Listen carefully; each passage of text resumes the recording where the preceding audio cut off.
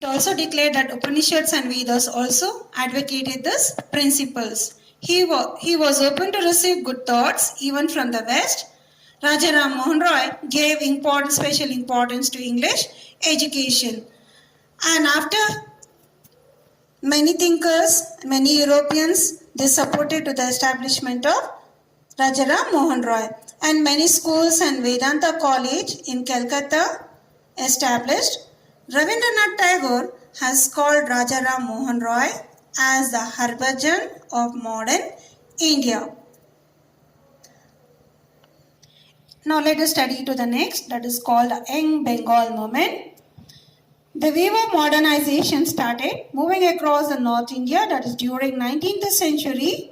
Calcutta was the center of this new thinking that was brought up in the 19th century, and the new movement started during 1920s and 1930s, that we learned about Rajaram Mohan Roy and the philosophy of Brahmo Samaj.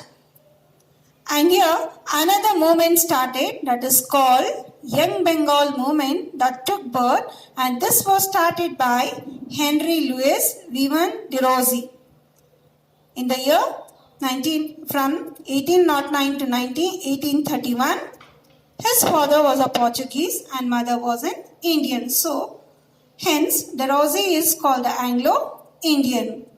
De Rossi, in a very young age, he served as a professor at Hindu College at Calcutta, that is in the year 1826 to 1831, and many of his students were attracted to his teachings, that is to Henry. And he became the committed followers among his students. De Rossi was influenced by the various movements of Europe, and to instill the same spirit of free inquiry in the minds of the students and colleagues, he worked towards creating the textbooks that inculcate a new education system, that he wanted to give a new system in education, and which made anger for many traditions people. And later he continued his start, and he started an association that is called Academic Association in the year 1828. That means, what is this association? A free thinking debate association which created new thinking in Bengal. That was an association introduced by Henry. The Young Bengal movement, the Academic Association, which it introduced in 1828, what it used to give? This one gave an encouragement for the people to the discussion and debates, the issue matters relating to nature, humanism, God and other various topics. So this was to the new association started by Henry. And de Rossi, he also worked and spreaded the message through rational thinking and also liberating the people like superstitious and social discrimination. He also advocated women rights and opposed caste system that's based on discriminations. And many of his students that had come from tradition families, they all influenced, they all gathered and they appreciated the Henry's thoughts and they joined it. And that is the movement called the Young Bengal movement. This spreaded a wide lot in Bengal. This movement was found in Calcutta and the new areas in Bengal. And here, as he was a professor working in a college, and de Rossi has to resign from his teaching post because there was a lot of pressure from his colleagues and his opponents, in the sense of oppositions, where the people hatred. And this brought a fear for the youngsters, and they are morally corrupted in this de Rossi. And de Rossi, he died at a very young age, that is 22 years, due to cholera. And after this made a legendary in Bengal. Now let us study to the next philosopher, Arya Samaj. Arya Samaj was started in the year 1875 by Dayananda Saraswati. This Samaj started in Kathiawar. It is one of the powerful during the last 22 decades of 19th century. Now let us see where Dayananda was born and who were his parents. Dayananda Saraswati was born in the year 1824 in Kathiawar, Gujarat. His childhood name was called Mola Shankar. His father was Amba Shankar Tiwari and mother Amruta Bai. He was very interested. He was not so interested in English education, so he received Sanskrit education and he left his house at the age of 21 years and he started to roam across the whole India. And about 15 years just he was moving from one place to another place. He outlined ideas in his book that is called Satyartha Prakasha, and what it contains. This book composed by him, and he realized the remedies, that is the various maladies that is present in India, that is present in Vedas. So he declared, that is called Call Back to Vedas or Back to Vedas. And he was a more renaissance means rebirth. A person to a reformation, and he opened a head office that is called Arya Samaja. Arya Samaja, it is a philosophy of Dayananda Saraswati. So don't get confusion, children. Raja Ram Mohan Rai philosophy is called Brahma Samaj. Dayananda Saraswati philosophy is called Arya Samaj. So this started in Lahore in the year 1877. So this Samaja, it was completely declared only on Vedas. Okay. Now let us see what are the Arya Samaj having its aims. Number 1, all Hindus should believe in one formless God. Yes, same as Raja Ram Mohan Rai title. To worship one God and to believe in one God. And no one is a Shudra or Brahmin. Yes. So as a person born, no one are titled that from the birth he is a Brahmin or he is a Shudra. And that is not to be based on caste system, so that he rejected. And he encouraged intercaste marriages among the people.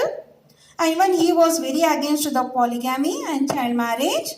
Men and women to be treated in equal. And one should study the Veda and follow the other ancient sacred text and preach them. Yes, they have to read the Veda and what it contains, they should give the teachings to other people. That was the intention of Dayananda Saraswati. And Shuddhi movement was one of the most important during Arya Samaja.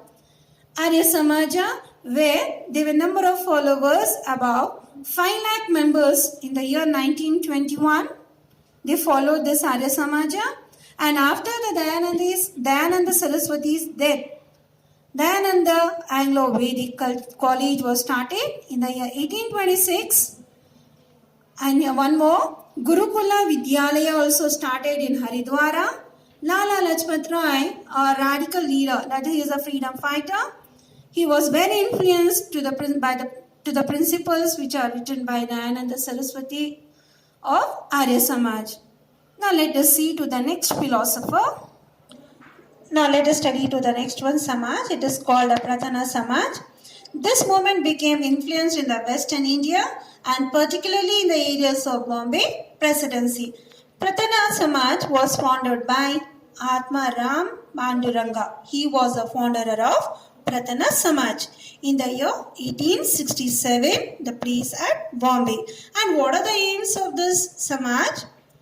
Finding solution to various problems. That is number 1, the problem faced by women and low caste groups. These are the two problems that he mentioned, Atmaram Panduranga.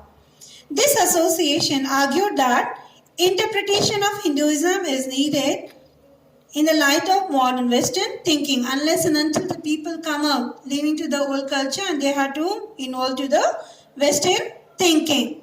And many programs like education for women, rehabilitation for poor people, these all were undertaken by Pratana Samaj. And here, there are 3 people, they are the prominent leaders of this Pratana Samaj. Number 1, Justice Mahadeva Govinda Ranade. He is also called M.G. Ranade. Number 2, R.G. Bhandarkar. And number 3, N.G. Chandravarkar. So these 3 are the prominent leaders of this Pratana Samaj. The scope of Pratana Samaj got extended in various areas under the leadership of M.G. Ranade or Mahadeva Govinda Ranade. What did he do? He rejected child marriage. He was very against to child marriage and discrimination of widows, and he believed legal intervention that is needed to stop child marriage. So he wanted to do a good, that he said, he conveyed his message to the people that it is completely wrong that the child marriage should not be taken place. And also he encouraged widow remarriages. Even the widows are having a right. When men is having a right after when he loses his wife, he can attend to the second marriage. Why not the women? So he encouraged the widow remarriages. That is M.G. Ranade. He advocated taking the help of, it was not possible by Indian people alone, so they took the help of the British people, British government. Then only it was helpful. Satyashodak Samaj.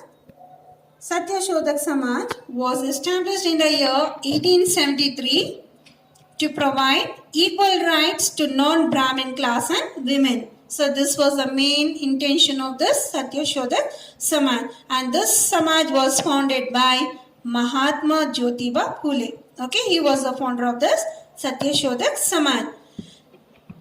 And he built a philosophical base on this movement, and he wrote many books. In that, a very popular book like Ghulamgiri, it is also called Slavery. Ghulamgiri and Shet Karacha Asud. Shet Karacha Asud means cultivators, how the farmer's life is. Okay, based on the two books, he just kept his thinking on Ghulamgiri and cultivators whipcord. He mentioned all the difficulties of the people, and he wanted to give awareness for people. Jyotiba Phule, he opened the schools for Shudras and girls. And Jyotiba Phule, he belonged to a caste that is called a Mali caste. The people from all castes, including untouchables, he gave a willingness for the people to draw the water from his well. And in this, his wife, she is called Savitribai Phule. Even they both are joined, and she helped to his husband, in the sense of Jyotiba Phule. The work of this Phule it played a very important role in the history. And here, during the period of Jyotiba Phule, many hostels for the girls, education. So these all they motivated especially for the girls here. And based on the equality, yes, equal opportunity to be given for one and all. And among them here, a constituent architect builder of the constitution, that is Dr. B.R. Ambedkar, is one of the important people who were inspired by the work of this couple. Yes, Ambedkar. So the inspirations were given by Jyotiba Phule and his wife. She's called as Savitribai Phule. Now,